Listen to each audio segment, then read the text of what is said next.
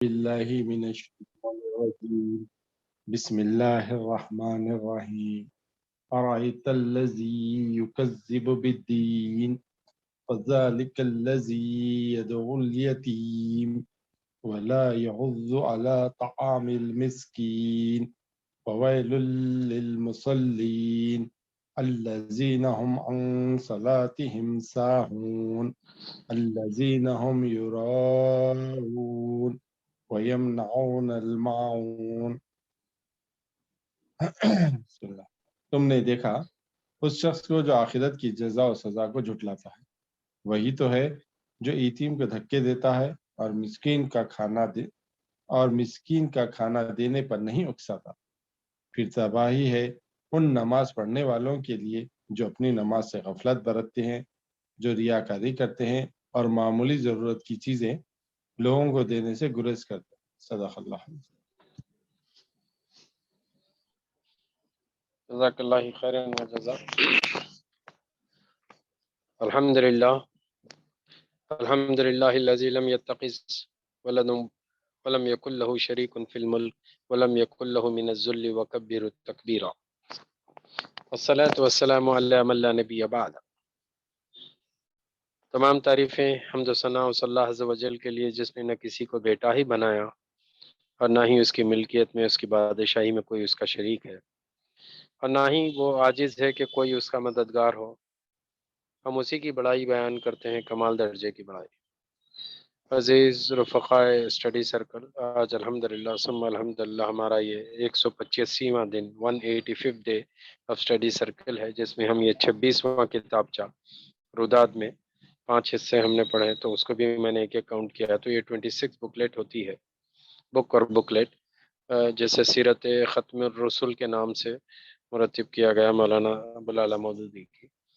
چونکہ تھوڑا سا ہم تنظیمی چیزیں اور تحریک سے متعلق پڑھ رہے تھے، تو سیرت کے حوالے سے بھی کچھ اہم باتیں آ جائیں سامنے اس حوالے سے۔ 1-2 کتابیں ہیں مولانا مودودی کے، اس کے بعد سید صدر الدین اصلاحی صاحب کی ہیں، خرم جاں مراد کی ہیں، جو تنظیمی کتابیں ہیں وہ انشاءاللہ لیں گے تو وہ آپ کی 2400 کتابوں والی فہرست مکمل ہو جائے گی۔ چلیے، میں گزارش کرتا ہوں، بعد جن لوگوں کے بچوں کے پی ڈی ایف نہیں ملی ہے، لہٰذا شاہد بھائی اور اظہر بھائی کے پاس ہے پی ڈی ایف وہ کتاب، جیسے میرے پاس بھی ہے، تو لہٰذا جو ہے جن کے پاس نہیں ہے وہ کل لے سکتے ہیں، مگر زیادہ نہیں ہے صفحات ہیں تقریباً، جو ہے چھوٹی کتاب سائز میں 90-100 صفحے، تو میرے خیال سے ایک دن میں 25 صفحے تو آسانی سے ہم پڑھ لے سکتے ہیں، بہت چھوٹے صفحے۔ چلیے بسم اللہ کیجیے، شاہد بھائی سے شروعات۔ بسم اللہ الرحمن الرحیم۔ ہدایت اور ہادی۔ اسلام کی نعمت ہر زمانے میں انسان کے ذریعی ذرائع سے پہنچی ہے۔ ایک اللہ کا کلام، دوسرے انبیاء علیہ السلام کی شخصیت ہے، جن کو اللہ نے نہ صرف اپنے کلام کی تبلیغ و تعلیم اور تفہیم کا واسطہ بنایا، بلکہ اس کے ساتھ عملی قیادت اور رہنمائی کے منصب پر بھی مامور کیا، تاکہ وہ کلام اللہ کا ٹھیک منشا پورا کرنے کے لیے انسانی افراد اور معاشرے کا تزکیہ کریں اور انسانی زندگی کے بگڑے ہوئے نظام کو سوار کر اس کی تعمیر صالح کر دکھائے۔ یہ دونوں چیزیں ہمیشہ سے ایسی لازم و ملزوم رہی ہیں کہ ان میں سے کسی کو کسی سے الگ کر کے نہ انسان کو کبھی دین کا صحیح فہم نصیب ہو سکا اور نہ وہ ہدایت سے بہرایاب ہو سکا۔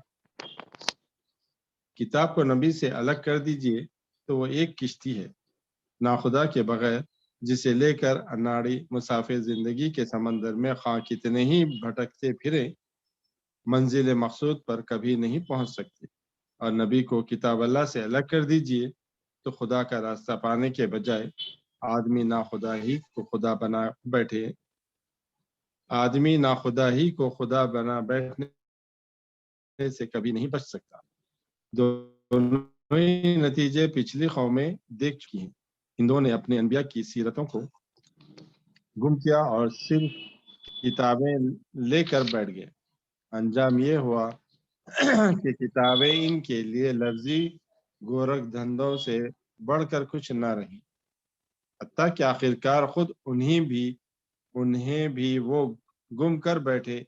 عیسائیوں نے کتاب نظر انداز کر کے نبی کا دامن پکڑا اور اس کی شخصیت کے گرد گھومنا شروع کیا۔ نتیجہ یہ ہوا کہ کوئی چیز انہیں نبی اللہ کو ابن اللہ بلکہ عین اللہ بنانے سے باز نہ رکھ سکی۔ پرانے ادوار کی طرح اب اس نئے دور میں بھی انسان کو نعمت اسلام میسر آنے کے دو ہی ذرائع ہیں جو ازل سے چلے آ رہے ہیں۔ ایک خدا کا کلام جواب صرف قرآن پاک ہی کی صورت میں مل سکتا ہے، دوسرا اسوہ نبوت جو اب صرف محمد عربی صلی اللہ علیہ وسلم کی سیرت پاک ہی میں محفوظ ہے۔ ہمیشہ کی طرح آج بھی اسلام کا صحیح فہم انسان کو اگر حاصل ہو سکتا ہے تو اس کی صورت صرف یہ ہے کہ وہ قرآن کو محمد صلی اللہ علیہ وسلم سے اور محمد صلی اللہ علیہ وسلم کو قرآن سے سمجھے۔ ان دونوں کو ایک دوسرے کی مدد سے جس نے سمجھ لیا اس نے اسلام کو سمجھا، ورنہ فہم دین سے بھی محروم رہا اور نتیجتاً ہدایت سے بھی۔ پھر قرآن اور محمد صلی اللہ علیہ وسلم دونوں چونکہ ایک مشن رکھتے ہیں، ایک مقصد و موضوع کو لیے ہوئے آئے ہیں، اس لیے ان کو سمجھنے کا انحصار اس پر ہے کہ ہم ان کے مشن اور مقصد و موضوع کو کس حد تک سمجھ سکتے ہیں۔ اس چیز کو نظر انداز کر کے دیکھیے تو قرآن عبارتوں کا ایک ذخیرہ اور سیرت پاک واقعات و حوادث کا ایک مجموعہ ہے۔ آج لغت اور روایات اور عملی تحقیق و کاوش کی مدد سے تفسیروں کی انبار لگا سکتے ہیں اور تاریخ تحقیق کا کمال دکھا کر رسول اللہ صلی اللہ علیہ وسلم کی ذات اور آپ کے عہد کے متعلق صحیح ترین اور وسیع ترین معلومات کا ڈھیر لگا سکتے ہیں، مگر روح دین تک نہیں پہنچ سکتی، کیونکہ وہ عبارات اور واقعات سے نہیں بلکہ اس مقصد سے وابستہ ہے جس کے لیے قرآن اتارا گیا، اور محمد عربی صلی اللہ علیہ وسلم کو اس کی علمبرداری کے لیے کھڑا کیا گیا۔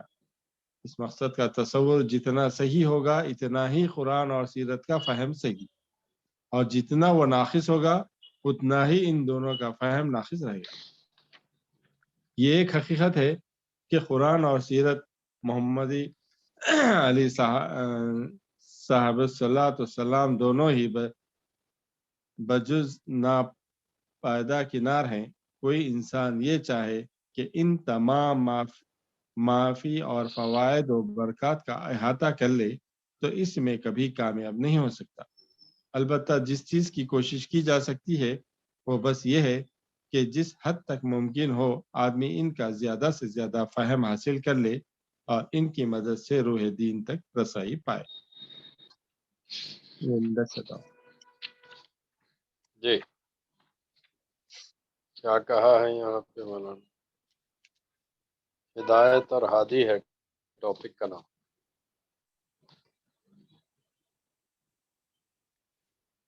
جی انسان تک ہدایت پہنچنے کے طریقے کیا ہیں؟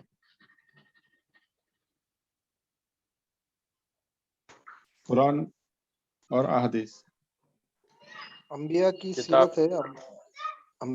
نبی صلی اللہ علیہ جتنے بھی انبیاء جو آتے ہیں وہ ہدایت کا ذریعہ ہے انسانوں کے لیے۔ میں یہ سمجھا دو اوتھینٹک سورس ہیں، نمبر ایک کتاب اللہ چاہے وہ جس دور میں بھی رہی ہو، اور اس وقت کے نبی کی سیرت اور سنت۔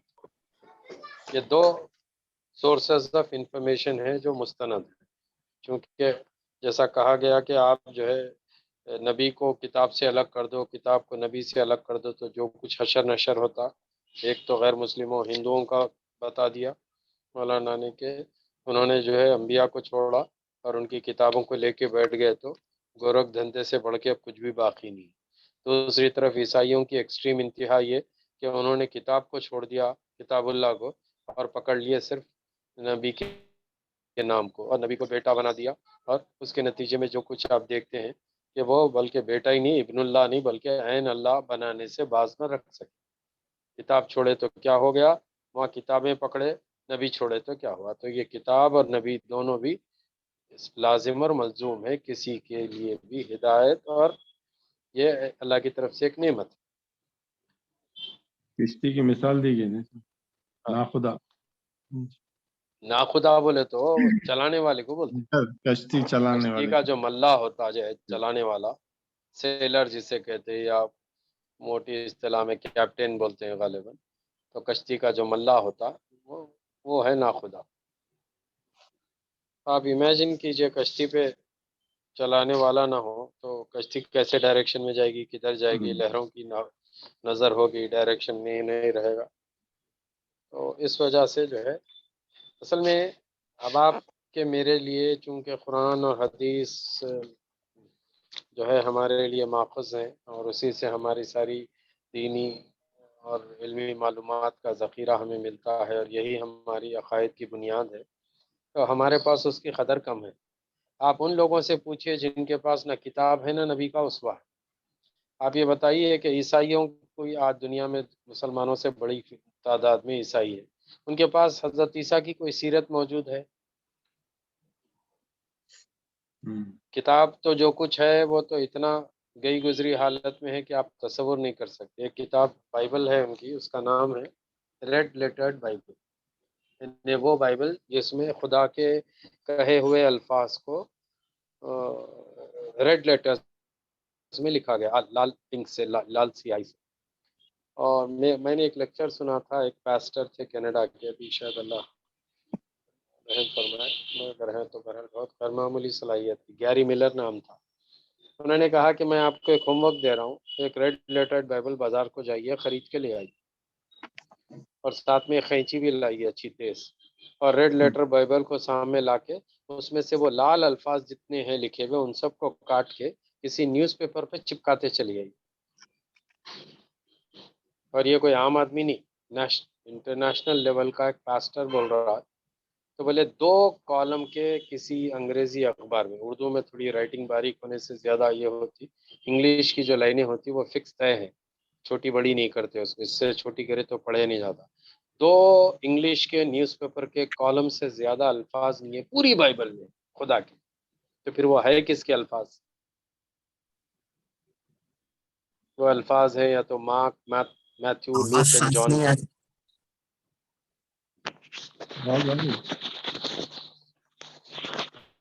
تو معلوم یہ ہوتا ہے کہ آج جس کیفیت میں ان کے ہاتھوں میں کتاب موجود ہے، اس کتاب کا وہ حصہ جس کو وہ خود کلیم کرتے ہیں کہ یہ خدا کے الفاظ ہیں، تو وہ 2 کالم سے بڑھ کے نہیں ہے.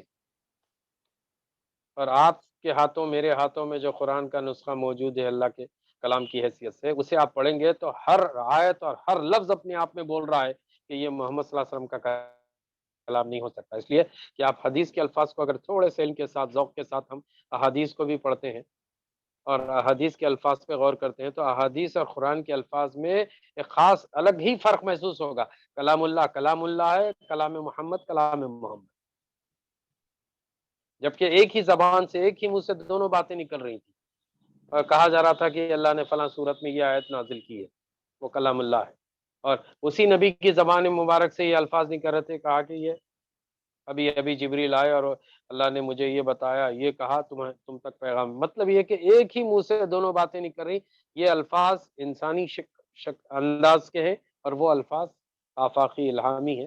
اللہ نے محسوس ہوتا ہے کہ یہ آسمانی کتاب. اور چیلنج ہے، 1443 سال ہو گئے، چیلنج ہے کہ کوئی اس جیسی کچھ آیتیں، 10 آیتیں، ایک سورت، ایک بنا کے لاؤ. اللہ کو چھوڑ کے جس کی کوشش کرتے مدد لیتے لے لو، جنوں کی، فرشتوں کی، فلاں کی، ایک 3 آیتیں بنا کے بتاؤ. آج تک کوئی اتنا چیلنج قبول کیا نہ ہو سکتا. یہ جو حکمتیں ہیں، ان حکمتوں کی وجہ سے اس کتاب کی عظمت اور بڑھ جانا چاہیے. لیکن ہمارا حال یہ ہے کہ ہم اس کی طرف بہت ہی کم، اور جہاں کتاب کی طرف کم ہے وہاں نبی کی طرف تو اور بھی کم. یہ زبانوں سے دعوے بھرنے والے جو ہیں وہ تو بہرحال بیچارے وقت گزاری کے لوگ ہیں، ان کو اللہ کے نبی سے کیا محبت. جو 12 ربیع الاول کے دن جھنڈے لے کے ناچیں کود دے، اور اس دن کی نمازیں پٹ کرنے والے، ان سے محبت کا کیا اظہار، اور ان کی محبت کا کیا اعتبار.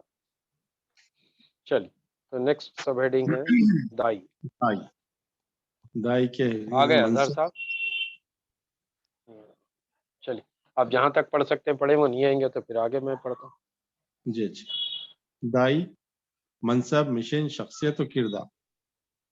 دنیا میں انسان کی ہدایت اور رہنمائی کے لیے ہمیشہ ایسے پاک نفوس پیدا ہوتے رہے ہیں جنہوں نے اپنی زبان اور اپنے عمل سے اس کو حق و صداقت کا سیدھا راستہ دکھایا ہے، لیکن انسان اکثر ان کے اس احسان کا بدلہ ظلم ہی کی شکل میں دیتا رہا ہے۔ ان پر ظلم صرف ان کے مخالفوں ہی نے نہیں کیے کہ ان کے پیغام سے بے رخی برتی، ان کی صداقت سے انکار کیا، ان کی دعوت کو رد کر دیا اور ان کو تکلیفیں دے کر راہ حق سے پھیرنے کی کوشش کی، بلکہ ان پر ظلم ان کے عقیدت مندوں نے بھی کیا کہ ان کے بعد ان کی تعلیمات کو مسخ کیا، ان کی ہدایتوں کو بدل ڈالا، ان کی لائی ہوئی کتابوں میں تحریف کی اور خود ان کی شخصیتوں کو اپنی عجائب پسندی کا کھلونا بنا کر الوہیت اور خدائی کا رنگ دے دیا۔ پہلی قسم کا ظلم تو ان نفوس قدسیہ کی زندگی تک یا حد اس کے چند سال بعد تک ہی محدود رہا، مگر یہ دوسری قسم کا ظلم ان کے بعد صدیوں تک ہوتا رہا اور بہت سے بزرگوں کے ساتھ اب تک ہوئے جا رہا ہے۔ دنیا کے تمام ہادیوں میں یہ خصوصیت صرف محمد صلی اللہ علیہ وسلم کو حاصل ہے کہ آپ صلی اللہ علیہ وسلم کی تعلیم اور آپ کی شخصیت 13 صدیوں سے بالکل اپنے ایک حقیقی رنگ میں محفوظ ہے، اور خدا کے فضل سے کچھ ایسا انتظام ہو گیا ہے کہ اب اس کا بدلنا غیر ممکن ہے۔ انسان کی اوہام پرستی اور عجوبہ پسندی سے بعید نہ تھا کہ وہ اس برگزیدہ ہستی کو بھی جو کمال کے سب سے اعلیٰ درجے پر پہنچ چکی تھی، افسانہ بنا کر الوہیت سے کسی نہ کسی طرح متصف کر ڈالتی اور پیروی کے بجائے محض ایک تحریر و استجاب اور عبادت و پرستش کا موضوع بنا لیتی۔ لیکن اللہ تعالیٰ کو بعثت انبیاء کے آخری مرحلے میں ایک ایسا ہادی اور رہنما بھیجنا منظور تھا جس کی ذات انسان کے لیے دائمی نمونہ عمل اور عالمگیر سرچشمہ ہدایت ہو۔ اس لیے اس نے محمد بن عبداللہ صلی اللہ علیہ وسلم کی ذات کو اس ظلم سے محفوظ رکھا جو جاہل معتقدیوں کے ہاتھوں دوسرے انبیاء اور ہادیان اقوام کے ساتھ ہوتا رہا ہے۔ اول تو آپ صلی اللہ علیہ وسلم کے صحابہ و تابعین اور بعد کے محدثین نے پچھلی امتوں کے برعکس اپنے نبی کی سیرت کو محفوظ رکھنے کا خود ہی غیر معمولی اہتمام کیا، جس سے آپ صلی اللہ علیہ وسلم کی شخصیت کو 1350 برس گزرنے کے بعد بھی آج تقریباً اتنے ہی قریب سے دیکھ سکتے ہیں جتنے قریب سے خود آپ صلی اللہ علیہ وسلم کی عہد کے لوگ دیکھ سکتے تھے۔ لیکن اگر کتابوں کا وہ تمام ذخیرہ دنیا سے مٹ جائے جو ائمہ اسلام نے سال کی محنتوں سے مہیا کیا ہے، حدیث و سیرت کا ایک وقت بھی دنیا میں نہ رہے جس سے محمد صلی اللہ علیہ وسلم کی زندگی کا کچھ حال معلوم ہو سکتا ہو اور صرف کتاب اللہ اور قرآن ہی باقی رہے، تب بھی ہم اس کتاب سے ان تمام بنیادی سوالات کا جواب حاصل کر سکتے ہیں جو اس کے لانے والے کے متعلق ایک طالب علم کے ذہن میں پیدا ہو سکتے ہیں۔ ایک نہایت بنیادی بات جس کا بڑی صراحت کے ساتھ قرآن مجید میں ذکر کیا گیا ہے یہ ہے کہ نبی صلی اللہ علیہ وسلم کوئی نئے نبی نہیں ہے بلکہ جماعت انبیاء کی ایک فرد اور اس سلسلے نبوت کی ایک کڑی ہے جو ابتدائے آفرینت سے لے کر آپ کی بعثت تک جاری رہا اور جس میں ہر قوم اور ہر زمانے کے انبیاء اور رسول شامل ہیں۔ قرآن حکیم نبوت اور رسالت کو کسی ایک ذات یا ایک ملک یا ایک قوم سے مخصوص نہیں کرتا، بلکہ وہ صاف صاف اعلان کرتا ہے کہ اللہ تعالیٰ نے ہر قوم اور ہر ملک اور ہر زمانے میں ایسے مقدس نفوس پیدا کیے ہیں جنہوں نے انسان کو صراط مستقیم کی طرف دعوت دی ہے اور گمراہی کے بڑے نتائج سے ڈرایا ہے۔ کوئی قوم ایسی نہیں برے گزری نتائج۔ ہے برے اور نتائج گمراہی کے برے نتائج سے ڈرایا ہے۔ کوئی قوم ایسی نہیں گزری ہے جس میں کوئی متنبع کرنے والا نہ آیا۔ سورہ فاتر کی تیسری آیت۔ اور ہم نے ہر قوم میں ایک پیغمبر بھیجا جس نے پیغام دیا کہ اللہ کی بندگی کرو اور طاغوت کی بندگی سے پرہیز کرو۔ سورہ نحل کا 5ویں آیت۔ اور انہیں پیغمبروں اور ڈرانے والوں میں سے ایک محمد صلی اللہ علیہ وسلم بھی ہیں، چنانچہ جگہ جگہ ارشاد ہوتا ہے یہ ایک ڈرانے والا ہے اگلے ڈرانے والوں میں سے۔ سورہ نجم کی 3 آیت۔ اے محمد صلی اللہ علیہ وسلم، یقیناً تم پیغمبروں میں سے ہو۔ سورہ یاسین۔ اے محمد صلی اللہ علیہ وسلم کہو، میں کوئی نرالا رسول نہیں ہوں، میں نہیں جانتا کہ میرے ساتھ کیا معاملہ بڑھتا جائے گا اور تمہارے ساتھ کیا سلوک کیا جائے گا۔ میں تو اس چیز کی پیروی کرتا ہوں جو مجھ پر وحی کی جاتی ہے، اور میں محض ایک ڈرانے والا ہوں، صاف صاف۔ سورہ احقاف سورہ آیت نمبر 9 ہے۔ محمد صلی اللہ علیہ وسلم کچھ نہیں ہے مگر ایک رسول، اور اس سے پہلے بھی رسول گزر چکے ہیں۔ سورہ آل عمران کی 15 آیت۔ یہ نہیں بلکہ یہ بھی کہہ دیا کہ رسول عربی کی دعوت وہی دعوت ہے جس کی طرف ابتدائے آفرینت سے ہر داعی حق بلاتا رہا ہے، اور آپ صلی اللہ علیہ وسلم اسی دین فطرت کی طرف تلقین کرتے ہیں جس کی تلقین ہمیشہ اللہ کے ہر نبی اور ہر رسول نے کی ہے۔ کہو، ہم ایمان لائے اللہ پر اور اس کی تعلیم پر جو ہماری طرف اتاری گئی، اور اس تعلیم پر جو ابراہیم علیہ السلام، اسماعیل علیہ السلام، اسحاق علیہ السلام، یعقوب اور ان کی اولاد پر اتاری گئی تھی، اور جو موسیٰ علیہ السلام، عیسیٰ علیہ السلام اور دوسرے نبیوں کو ان کے رب کی طرف سے دی گئی تھی۔ ہم ان کے درمیان فرق نہیں کرتے، اور ہم اللہ کے مطیع فرمان ہیں۔ بس اگر یہ لوگ بھی اس طرح ایمان لے آئیں جس طرح تم لائے ہو تو وہ سیدھی راستے پر ہیں۔ اب نیچے قرآن مجید کی یہ تصریحات اس حقیقت میں کسی شک و شبے کی گنجائش باقی نہیں رہنے دیتی کہ محمد صلی اللہ علیہ وسلم پچھلے پیغمبروں میں سے کسی کی تکذیب یا کسی کے لائے ہوئے پیغام کی تردید کرنے کے لیے نہیں آئے تھے، بلکہ اس لیے آئے تھے کہ اسی سچے مذہب کو جو اول دین سے تمام قوموں کے پیغمبر پیش کرتے چلے آئے تھے، بعد کے لوگوں کی ملاوٹوں سے پاک کر کے پھر پیش کر دیں۔ مشن۔ اسی طرح قرآن مجید اپنے لانے والے کی صحیح حیثیت واضح کرنے کے بعد ان کے کاموں کی تفصیل بیان کرتا ہے جن کے لیے اللہ نے اسے بھیجا تھا۔ یہ کام بحیثیت مجموعی 2 شعبوں سے تعلق رکھتے ہیں، ایک شعبہ تعلیمی اور دوسرا شعبہ عمل۔ پہلے شعبے کے کام حسب ذیل ہیں: تلاوت آیات، تزکیہ نفوس اور تعلیم کتاب و حکمت۔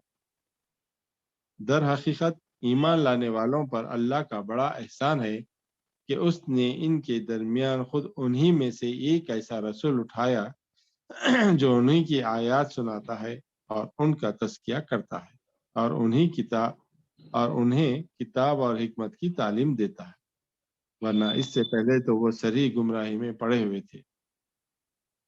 یہ بھی سورہ آل عمران کی 17۔ تلاوت آیات سے مراد اللہ کی فرامین اور ارشادات کا جو کا تو سنا دینا ہے۔ تزکیے سے مراد یہ ہے کہ لوگوں کے اخلاق اور ان کی زندگی کو بری صفات، بری رسموں اور برے طریقوں سے پاک کیا جائے۔ تلاوت آیات سے مراد اللہ کے فرامین اور ارشادات کا جو کا تو سنا دینا ہے۔ تزکیے سے مراد یہ ہے کہ لوگوں کے اخلاق اور ان کی زندگی کو بری صفات، برے رسموں اور برے طریقوں سے پاک کیا جائے، اور ان کے اندر اچھے اوصاف اور پاکیزہ اخلاق اور صحیح طریقوں کو نشو نما دیا جائے۔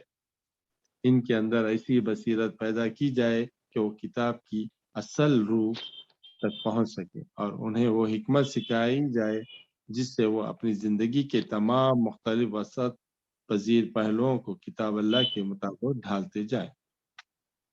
دوسرا، تکمیل دین۔ آج میں تمہارے دین کو مکمل کر دیا اور تم پر اپنی نعمت تمام کر دی اور تمہارے لیے اسلام کے طریقے کو پسند کیا۔ سورہ مائدہ۔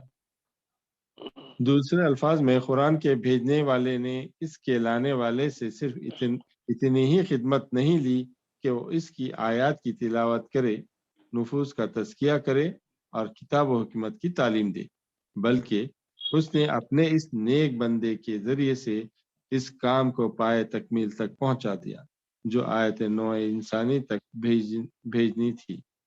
وہ سب اس کے واسطے سے بھیج دی جن خرابیوں سے انسانی زندگی کو پاک کرنا مقصود تھا۔ وہ اس کے ہاتھوں سے دور کرا کے دکھا دے جن خوبیوں کا نشو و نما جس شان کے ساتھ افراد اور سوسائٹی میں ہونا چاہیے تھا، اس کا بہترین نمونہ اس کی رہنمائی میں پیش کر دے، اور کتاب و حکمت کی ایسی تعلیم اس کے ذریعے سے دلوا دی کہ آنے والے زمانوں میں مقصود کتاب کے مطابق انسانی زندگی کی تشکیل و تعمیر کی جا سکتی ہے۔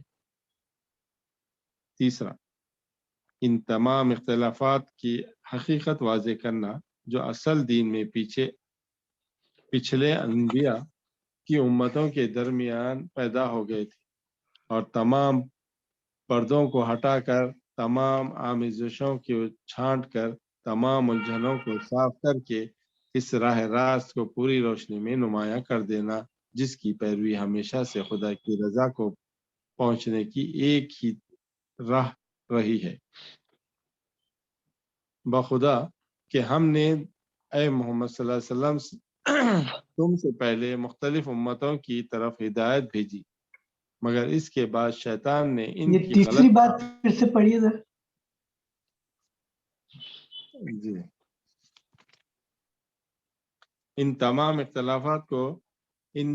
اختلافات کی حقیقت واضح کرنا جو اصل دین میں پچھلے انبیاء کی امتوں کے درمیان پیدا ہو گئے تھے، اور تمام پردوں کو ہٹا کر، تمام آمیزشوں کو چھانٹ کر، تمام الجھنوں کو صاف کر کے اس راہ راست کو پوری روشنی میں نمایاں کر دینا جس کی پیروی ہمیشہ سے خدا کی رضا کو پہنچنے کی ایک ہی راہ رہی ہے۔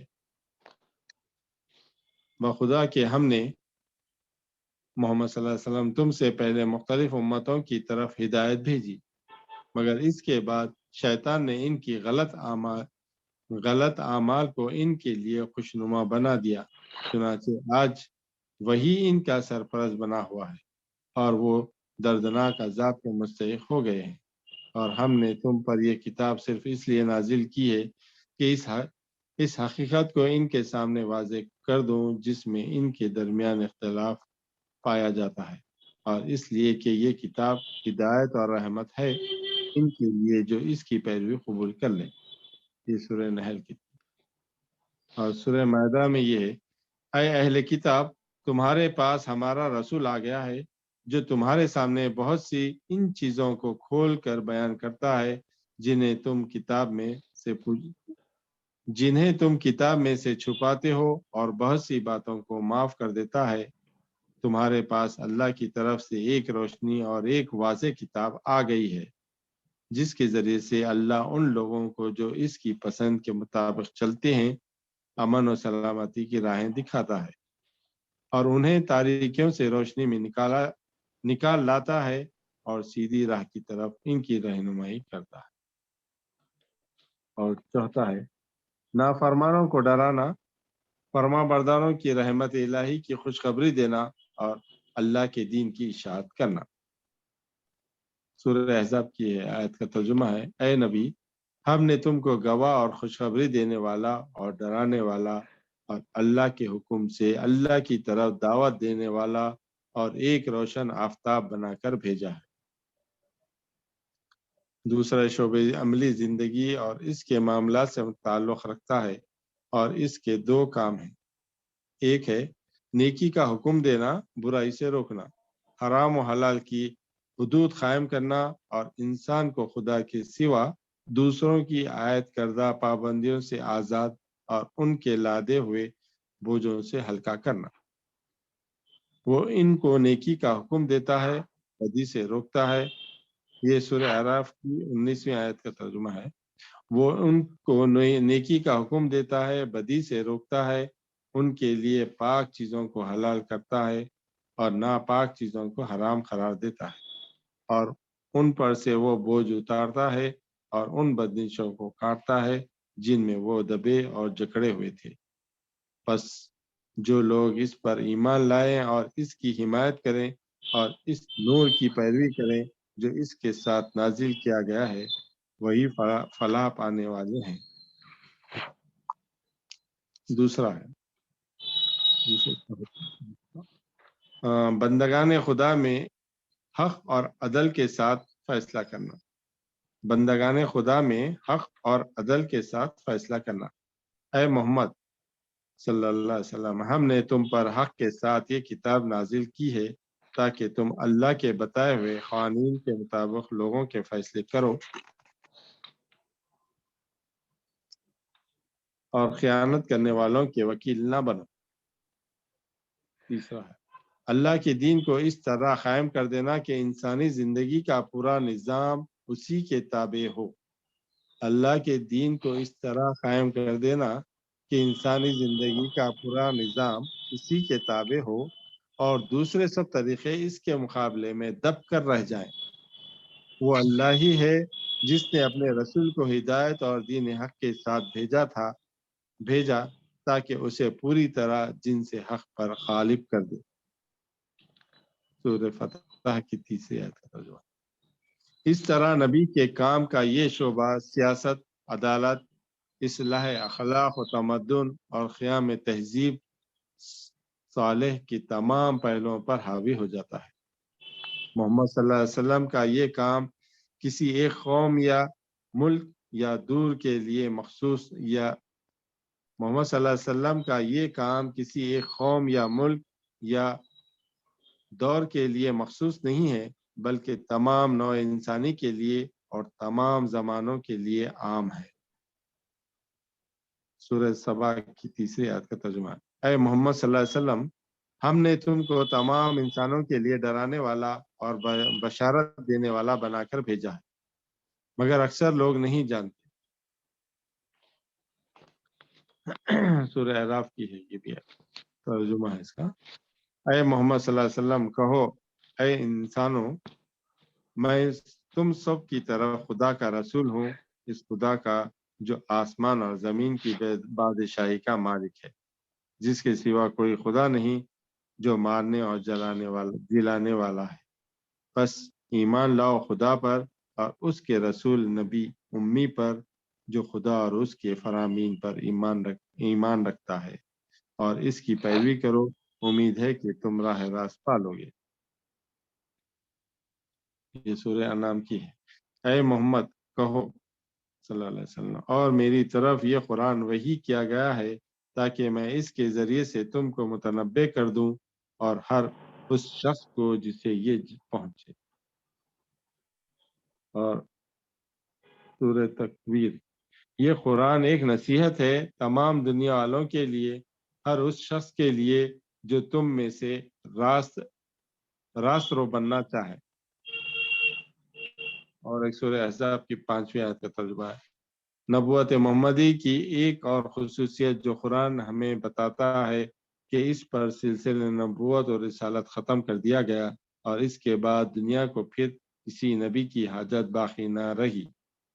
محمد صلی اللہ علیہ وسلم تمہارے مردوں میں سے کسی کے باپ نہیں ہیں مگر وہ اللہ کے رسول ہیں اور نبیوں کے سلسلے کو ختم کرنے والے ہیں۔ یہ درحقیقت لازمی نتیجہ ہے نبوت محمدی کی عالمگیری اور ہدایت و تکمیل دین کا، جو قرآن کے مذکورہ بالا بیانات کے روح سے محمد صلی اللہ علیہ وسلم کی نبوت تمام دنیا کے انسانوں کے لیے ہے، نہ کہ ایک قوم کے لیے اور ہمیشہ کے لیے، نہ کہ ایک زمانے کے لیے، اور آپ کے ذریعے سے وہ کام بھی پائے تکمیل تک پہنچ چکا ہے جس کے لیے دنیا میں انبیاء کے آنے کی ضرورت تھی۔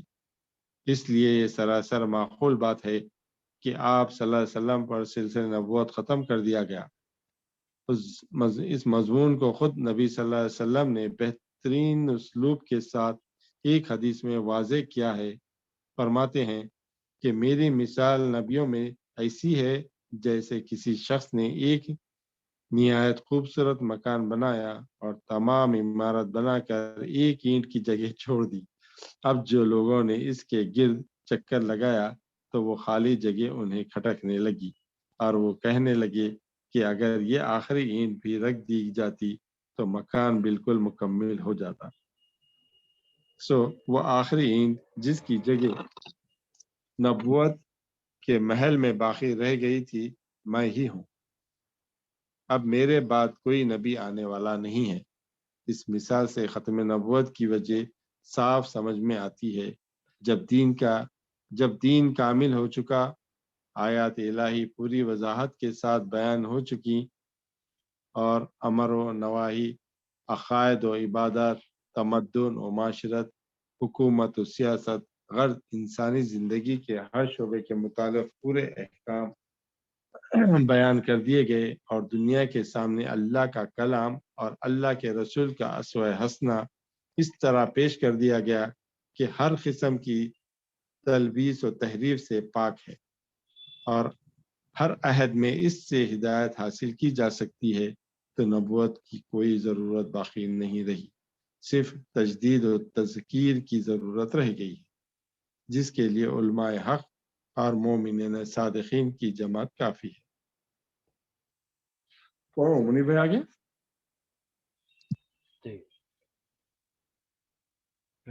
دائی کی سیرت، دائی کی سیرت آپ تھکے نہیں تو آپ پڑھیے، نہیں تو میں پڑھتا ہوں۔ نہیں پڑھ لیتے انشاءاللہ۔ دائی کی سیرت، آخری سوال جو دریافت طلب رہ جاتا ہے یہ ہے کہ اس کتاب کا لانے والا ذاتی طور پر کس قسم کا انسان تھا۔ اس سوال کے جواب میں قرآن مجید نے دوسری رائج الوقت کتابوں کی طرح اپنے لانے والے کی تعریف کے پل نہیں باندھے ہیں، نہ آپ کی تعریف کو ایک مستقل موضوع گفتگو بنایا ہے۔ البتہ آمد سخن میں محض اشارتاً حضرت صلی اللہ علیہ وسلم کی اخلاقی خصوصیات ظاہر کی ہیں، جن سے اندازہ کیا جا سکتا ہے کہ اس وجود مسعود میں کمال انسانیت کے بہترین خصائص موجود تھے۔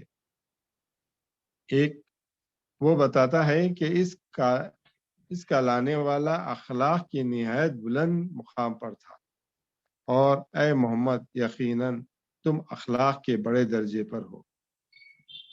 دوسرا نمبر، وہ بتاتا ہے کہ اس کا لانے والا ایک ایسا راسخ العزم، مستقل الارادہ اور اللہ پر ہر حال میں بھروسہ رکھنے والا انسان تھا کہ جب اس کی ساری قوم اسے مٹا دینے پر آمادہ ہو گئی تھی اور وہ صرف ایک مددگار کے ساتھ ایک غار میں پناہ لینے پر مجبور ہوا تھا، اس سخت مصیبت کے وقت بھی اس نے ہمت نہ ہاری اور اپنے عزم پر قائم رہا۔ سورہ توبہ کی یہ ترجمہ ہے، آیت نمبر 6 کا۔ یاد کرو جب کہ کافروں نے اس کو نکال دیا تھا جب کہ وہ غار میں صرف ایک آدمی کے ساتھ تھا، جب کہ وہ اپنے ساتھی سے کہہ رہا تھا کہ غم نہ کر، اللہ ہمارے ساتھ۔ تیسرا، وہ بتاتا ہے کہ اس کا لانے والا ایک نہایت فراخ حوصلہ اور فیاض انسان تھا، جس نے اپنے بدترین دشمنوں کے لیے بھی بخشش کی دعا کی، اور آخر اللہ تعالیٰ کو اسے اپنا یہ قطعی فیصلہ سنانا پڑا کہ وہ ان لوگوں کو نہیں بخشے گا چاہے تم ان کے لیے معافی مانگو چاہے نہ مانگو۔ اگر 70 بار بھی تم ان کے لیے معافی مانگو تب بھی اللہ ان کو معاف نہ کرے گا۔ یہ ذرا سمجھ میں نہیں آیا، پھر سے پڑھ لوں۔ وہ بتاتا ہے کہ اس کا لانے والا ایک نہایت فراخ حوصلہ اور فیاض انسان تھا، جس نے اپنے بدترین دشمنوں کے لیے بھی بخشش کی دعا کی، اور آخر اللہ تعالیٰ کو اسے اپنا یہ قطعی فیصلہ سنانا پڑا کہ وہ ان لوگوں کو نہیں بخشے گا چاہے تم ان کے لیے معافی مانگو چاہے نہ مانگو۔ اگر 70 بار بھی تم ان کے لیے معافی مانگو تب بھی اللہ ان کو معاف نہ کرے گا۔ یہ سورہ توبہ۔ چوتھا، وہ بتاتا ہے، جی ایک منٹ، یہاں دراصل یہ آیت جس موضوع میں نازل ہوئی ہے وہ موضوع ہے عبداللہ ابن ابی، منافقوں کا سردار، جو آئے دن نبی کریم صلی اللہ علیہ وسلم کے پیچھے. اصل میں اس کی ابتدا یہ تھی کہ یہ بادشاہ بنانے کے لیے طے کر دیا گیا تھا شخص مدینے کا، اور اوس اور خزرج کے دونوں قبیلے آدھا آدھا سونا دے کے اس کی تاج بنانے کے لیے سوناروں کو دے دیے تھے. اور نبی کریم صلی اللہ علیہ وسلم ہجرت کر کے مکے سے مدینے آئے اور اس کی تاج پوشی رہ گئی. اب اس کے دل میں بڑی کھٹک تھی. اس کے بیٹے ہیں، ان کا نام بھی عبداللہ ابن ابی، عبداللہ ابن ابی. وہ بہت راسخ الایمان شخصیت ہے، لیکن یہ چونکہ عمر کا آدمی تھا تو نفاق اس کے دل میں یہ تھا کہ میری تاج پوشی رہ گئی، میرا بادشاہ بننا رہ گیا محمد صلی اللہ علیہ وسلم کی آمد سے. تو ایمان لانے میں تاخیر بھی کیا، اور ساتھ ساتھ کوئی موقع ہاتھ سے جانے نہ دیتا تھا کہ اللہ کے نبی کو ستائے. یہی وہ آدمی تھا جو بی بی عائشہ کی عفت پر، عظمت پر، عزت پر کیچڑ اچھال کے اس نے بدتمیزی کی باتیں کی، اور پورے مدینے میں باتوں کو پھیلانے والا یہی آدمی تھا. اور اس آدمی سے اتنی تکلیف ہوئی اللہ کے نبی صلی اللہ علیہ وسلم کو. ایک موقع پر جنگ تبوک سے واپس آتے ہوئے راستے میں اس نے لوگوں کے درمیان کہا تھا کسی ایک واقعے پر کہ مدینے پہنچنے کے بعد عزت دار لوگ ذلیل لوگوں کو باہر نکالیں گے. اللہ نے اس کے جواب میں کہا کہ عزت تو ساری کی ساری اللہ اور اس کے رسول اور اہل ایمان کے لیے، ذلیل تو وہ لوگ ہیں جو. اچھا، یہ تھا کون؟ یہ پہلی صف میں کھڑے ہونے والا آدمی تھا، بوڑھا آدمی تھا، عمر رسیدہ آدمی تھا، تجربے کار تھا، بڑے باتیں والا تھا، تبھی تو جو ہے اس کو بادشاہ بنائے تھے. جب یہ مرتا ہے تو اس کے بیٹے اللہ کے نبی سے مانگتے ہیں کہ اللہ کے نبی آپ اپنا کرتا دیجئے، میں اپنے باپ کو آپ کے کرتے میں کفنانا چاہتا ہوں. اللہ کے رسول نے کرتا اتار کے دے دیا، اور غسل دے کے تدفین کی تیاری کر کے آئے، اور آ کے کہا اللہ کے رسول چلیے میرے والد کی نماز جنازہ پڑھی. آپ اللہ کے نبی اٹھ کے چلنے کو تھے کہ اللہ تعالیٰ نے قرآن کی آیت نازل کر دی. یہ وہی آیت ہے، نبی تم 70 دفعہ بھی کیا ہے، چاہے تم ان کے لیے معافی مانگو چاہے نہ مانگو، اگر 70 بار بھی تم نے ان کے لیے معافی مانگو تب بھی اللہ ان کو معاف نہ کرے گا. مطلب اللہ کو اتنا ناگوار گزرا کہ جو ہے یہ، اور کمال یہ ہے کہ یہ منافقوں کا سردار تھا. پہلی صف میں کھڑا بیٹھا ہوتا، اس پر 2 بڑی نمازیں گرا ہوتی، فجر کی عشاء کی، لیکن عام نمازوں میں ہوتا اور لوگوں کو زور سے آواز دے کے بولتا لوگوں خاموش ہو جاؤ، اللہ کے رسول تشریف لا رہے. تو لوگ دیکھنے والے واہ کیا عاشق رسول بولتے. اور منافقوں کا سردار، اور منافقوں کا مقام کہاں ہے؟ کافروں سے بھی زیادہ نیچے، درکل اسفل، یعنی سب سے نچلا جو طبقہ رہے گا جہنم کا، اس میں جائیں گے. تو یہ آیت یہ بتا رہی ہے کہ جن لوگوں نے اللہ کے نبی کو پوری زندگی ستایا، تکلیفیں پہنچائی، گھر میں ڈسٹرب کیا، ان کی ازواج پر الزامات دھرے، نبی کو جو ہے مینٹلی جو ہے ٹارچر کیا، سب کچھ کیا، لیکن مرنے کے بعد بھی اللہ کے نبی ان کے حق میں مغفرت کی دعا کرنے کے لیے اٹھ کھڑے ہوئے ہیں. تو اللہ کو بیچ میں آ کے ڈیفینڈ کرنا پڑا کہ نبی تم 70 ٹائم، 70 کے معنی ہے کہ گن کے 70 نہیں، ملٹیپل ٹائمز بھی آپ ان کی مغفرت کی دعا کرو گے تو ہم ان کو ہرگز معاف نہیں کریں گے، کیونکہ اللہ کا غضب اتنا بڑا تھا. تو مطلب یہ کہ یہ دائی کی سیرت ایسی تھی. کون دائی؟ محمد صلی اللہ علیہ وسلم کی، کہ وہ اپنی بساط اللہ نے ان کو اتنا حلیم، اتنا بردبار، اتنا نرم، اور اتنا کیا کہتے ہیں شفیق، اور اتنا مہربان بنایا تھا کہ اللہ کے نبی نے، اللہ تعالیٰ نے کہا کہ نبی اگر آپ ذرا سے سخت ہوتے تو یہ آپ کے اطراف میں جو صحابہ منڈلا رہے، لوگ منڈلا رہے، یہ سب چھٹ جاتے. بڑے نرم دل تھے، تبھی تو رحمت العالمین بنائے گئے. یہ صفت تھی آپ کی کہ آپ اپنے دشمنوں کو معاف کرتے ہیں، اور اللہ کو آ کے ڈیفینڈ کرنا پڑا کہ نبی تمہارے معاف کرنے کے باوجود بھی ہم معاف نہیں کریں گے. تو مطلب ٹو دیٹ ایکسٹینٹ کہ اس آدمی نے نبی کو وقت کے اور نبی آخر زماں کو جو ہے ستایا ہے. تو یہ اصل میں کیا ہے؟ یہ ہائٹ آف ہیومن ایکسلنس ہے. اب اس سے اوپر کی بات نہیں ہو سکتی. وہ انبیاء کی عمارت میں جو ہے آخری اینٹ، اب اس کے بعد پھر کسی اینٹ کو لگائیں گے تو عمارت خراب ہو جاتی. آخری اینٹ ختم، دیٹس اٹ. چل ماشاء اللہ، بہترین تفصیل بتا دیا، پوری سمجھ میں آ گئی بات. چوتھا، وہ بتاتا ہے کہ اس کے لانے والے کا مزاج بہت نرم تھا، وہ کبھی کسی کے ساتھ درستی سے پیش نہیں آتا تھا، اور اسی لیے دنیا اس کی گرویدہ ہو گئی تھی. سورہ آل عمران کی 17 آیت کا یہ ترجمہ ہے. یہ اللہ کی رحمت ہے کہ تم ان کے ساتھ نرم ہو، ورنہ اگر تم زبان کے تیز اور دل کے سخت ہوتے تو یہ سب تمہارے گرد و پیش سے چھٹ کر الگ ہو جاتے۔ پانچواں، وہ بتاتا ہے کہ اس کا لانے والا بندگان خدا کو راہ راست پر لازمی لانے کی سچی تڑپ دل میں رکھتا تھا اور ان کے گمراہی پر اصرار کرنے سے اس کی روح کو صدمہ پہنچتا تھا، حتیٰ کہ وہ ان کے غم میں گھلا جاتا تھا۔ سورہ کہف کا ترجمہ ہے، اے محمد صلی اللہ علیہ وسلم، ایسا معلوم ہوتا ہے کہ تم ان کے پیچھے رنج و غم میں اپنی جان کھو دو گے اگر وہ اس بات پر ایمان نہ لائے۔ چھٹواں، وہ بتاتا ہے کہ اس کے لانے والے کو اپنی امت سے بے حد محبت تھی، وہ ان کی بھلائی کا حریص تھا، ان کے نقصان میں پڑنے سے کڑتا تھا اور ان کے حق میں سراپا شفقت و رحمت تھا۔ سورہ توبہ کی 16ویں آیت کا ترجمہ، تمہارے پاس خود تم ہی میں سے ایک ایسا رسول آیا ہے جسے ہر وہ چیز شاخ گزرتی ہے جو تمہیں نقصان پہنچانے والی ہو، جو تمہاری فلاح کا حریص ہے اور اہل ایمان کے ساتھ نہایت شفیق اور رحیم ہے۔ ساتواں، وہ بتاتا ہے کہ اس کا لانے والا صرف اپنی قوم ہی کے لیے نہیں بلکہ تمام عالم کے لیے اللہ کی رحمت تھا۔ سورہ انبیاء 7 آیت نمبر 7، اے محمد صلی اللہ علیہ وسلم، ہم نے تو تم کو تمام عالم کے لیے رحمت بنا کر بھیجا ہے۔ آٹھواں، وہ بتاتا ہے کہ اس کا لانے والا راتوں کو گھنٹوں اللہ کی عبادت کرتا اور خدا کی یاد میں کھڑا رہتا ہے۔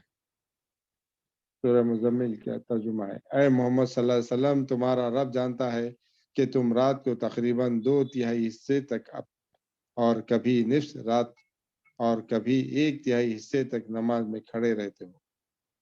نواں، وہ بتاتا ہے کہ اس کا لانے والا ایک سچا انسان تھا، نہ کبھی اپنی زندگی میں راہ حق سے بھٹکا، نہ فاسد خیالات سے متاثر ہوا اور نہ کبھی اس نے ایک لفظ خواہش نفس کی پیروی میں حق کے خلاف زبان سے نکالا۔ سورہ نجم، لوگو، تمہارا صاحب نہ کبھی سیدھی راہ سے بھٹکا اور نہ صحیح خیالات سے بہکا اور نہ خواہش نفس سے بولتا ہے۔ 10واں ہے، وہ بتاتا ہے کہ اس کے لانے والے کی ذات تمام عالم کے لیے ایک قابل تقلید نمونہ تھی اور اس کی پوری زندگی کمال اخلاق کے صحیح معیار تھی۔ سورہ احزاب، تمہارے لیے رسول اللہ صلی اللہ علیہ وسلم کی ذات میں ایک اچھا نمونہ ہے۔ یہ تھی وہ زندگی جو خود دائی کی دعوت اور اس کے پیغام کے لیے ایک کھلی دلیل کی حیثیت رکھتی تھی، اور قرآن نے اسے صداقت کے ثبوت کے طور پر پیش کیا ہے۔ نبی صلی اللہ علیہ وسلم کی زندگی اس خیال کی تردید کے لیے زبردست دلیل ہے کہ وہ یہ قرآن خود اپنے دل سے گھڑ کر خدا کی طرف منسوب کر رہے ہیں، اس دعوے کی تائید میں کہ یہ کلام من جانب اللہ ہے اور بذریعہ وحی نازل ہو رہا ہے۔ یہ زندگی ہی سب سے بڑی دلیل ہے اور دلائل دور کی چیز ہو سکتے تھے، لیکن محمد صلی اللہ علیہ وسلم کی زندگی تو ان لوگوں کے سامنے کی چیز تھی۔ آپ صلی اللہ علیہ وسلم نے نبوت سے پہلے پورے 40 سال ان کے درمیان گزارے تھے، ان کے شہر میں پیدا ہوئے، ان کی آنکھوں کے سامنے بچپن گزارا، جوان ہوئے، ادھڑ عمر کو پہنچے، رہنا سہنا، ملنا جلنا، لین دین، شادی بیاہ، غرض ہر قسم کا معاشرتی تعلق انہی کے سامنے تھا، اور آپ صلی اللہ علیہ وسلم کی زندگی کا کوئی پہلو ان سے چھپا ہوا نہ تھا۔ ایسی جانی بوجھی اور دیکھی بھالی چیز سے زیادہ کھلی شہادت اور کیا ہو سکتی تھی۔ آپ صلی اللہ علیہ وسلم کی زندگی میں 2 باتیں بالکل عیاں تھی جنہیں مکے کے لوگوں میں سے ایک شخص جانتا تھا۔ ایک یہ کہ نبوت سے پہلے کی پوری 40 سال ختم کر دیتے کیا؟ ہاں نہیں، 100 صفحات ہیں تو کم سے کم 3 دن 4 دن تو لگیں گے. کوشش کریں گے جمعرات تک ختم ہو جائے. بہرحال ایک بات واضح ہو گئی کہ مولانا کا یہ جو قلم ہے جو یہ بتا رہا ہے کہ ہدایت اور ہادی، کہ ہدایت کے 2 ہی ذریعے اور طریقے ہیں، ایک کتاب سے اور دوسرے نبی سے. ہر دور میں اللہ نے کہیں صحیفے کہیں کتابیں اتاری ہیں اور ساتھ میں کوئی نہ کوئی نبی اور رسول آئے. دوسری طرف جو ہے دائی، ان کا منصب، مشن، شخصیت و کردار، یہ سب ہیڈنگ سے جس کی شروعات میں جو ہے کہا گیا قرآن کی آیات کے حوالے سے کہ منصب کیا تھا، مشن کس منصب پر بھیجے گئے تھے وہ، کہ ان کی صداقت سے انکار کرے، ان کی دعوت کو رد کر دیا اور ان کو تکلیفیں دے کر راہ حق سے پھیرنے کی کوشش کی، بلکہ ان پر ظلم ان کے عقیدت مندوں نے بھی کیا کہ ان کے بعد ان کی تعلیمات کو مسخ کیا اور ان کی ہدایتوں کو بدل ڈالا، ان کی لائی ہوئی کتابوں میں تحریف کی اور خود ان کی شخصیتوں میں کو اپنی عجائب پسندی کا کھلونا بنا کر الوہیت اور خدائی کا رنگ دے دیا. پہلے قسم کا ظلم تو ان نفوس قدسیہ کی زندگی تک یا حد سے حد ان کے چند سال بعد تک تھا. مطلب یہ کہ نبیوں کے بعد جو کچھ انہوں نے بگاڑ پیدا کیا انسانیت میں، وہ یہ کہ ان کو اوتار اور کیا کہتے ہیں وہ خدائی میں شریک اور کیسے کیسے القاب سے، تو تھوڑے دنوں کے بعد یہ اثر ڈائلیوٹ ہو جاتا ہے اور پھر اس کے بعد جو ہے اس کا اثر ختم ہوتا ہے. لیکن ہم یہ دیکھتے ہیں کہ 13 صدیاں بالکل بیت جانے کے باوجود نبی کریم صلی اللہ علیہ وسلم دنیا کے تمام ہادیوں میں یہ خصوصیت شرف جو ہے وہ صرف محمد صلی اللہ علیہ وسلم کو ہے کہ وہ آپ تعلیم اور آپ کی شخصیت جو ہے وہ خدا کے فضل سے جو کچھ آپ نے کیا ہے، آپ ہادی ہیں، آپ رہنما ہیں، آپ آخری مرحلے تک انسانوں کو باتیں پہنچانے والے ہیں، آپ عالمگیر دعوت لے کر آئے ہیں. اور آپ کا مشن کیا تھا؟ مشن قرآنی آیات کے ذریعے سے بتایا گیا کہ اللہ کی آیات تلاوت کرنا، تزکیہ نفس کرنا، تعلیم، کتاب کی تعلیم دینا، تکمیل دین کرنا، یہ سب آپ کے مشن کا حصہ تھے. یہ سب باتوں کو مولانا نے قرآنی آیات سے کوٹ کیا ہے اور آخر میں یہاں نبی کریم صلی اللہ علیہ وسلم کی سیرت کے کچھ پہلوؤں کو جسے قرآن نے منشن کیا کہ آپ اخلاق کے ایسے اونچے مرتبے پر فائز ہیں، دائی کی سیرت، یہ باتوں کے ساتھ آج ہم یہاں رکتے ہیں. 22ویں صفحے پر انشاءاللہ کل پھر کنٹینیو کریں گے. اللہ سے دعا ہے کہنے سننے سمجھنے سے آگے بڑھ کر ہم پر عمل کرنے کی اور اسے دوسروں تک پہنچانے کی توفیق عطا فرما دے. یا الہ العالمین ہماری تمام دلی جائز حاجات کو قبول فرما لے. ارے اللہ ہمارے اس مل بیٹھنے کو اپنی جناب میں قبول فرما، ہماری تمام دلی جائز حاجات کو قبول کر لے، ہمیں اپنے ان مخلص بندوں میں سے شامل فرما دے جن پر شیطان کا حربہ نہیں چلتا اور جن کے نفس قابو میں رہتے ہیں. ارے اللہ ہم تیرے وہ رحمان والے بندوں میں شامل ہوں جن کی آنکھوں کو ٹھنڈک ان کی بیویوں اور ان کے بچوں سے پہنچتی ہیں. اللہ ہم سب کو متقیوں کا امام بنا دے. اے اللہ ساری دنیا میں بیماروں کو شفا کامل عاجل عطا فرما. اہل ایمان بالخصوص اللہ انسانیت کو ہدایت عطا فرما جو بھی اسلام سے روشناس نہ ہے. اے اللہ اس ملک میں اسلام کی اور دین کی ہوائیں چلا دے.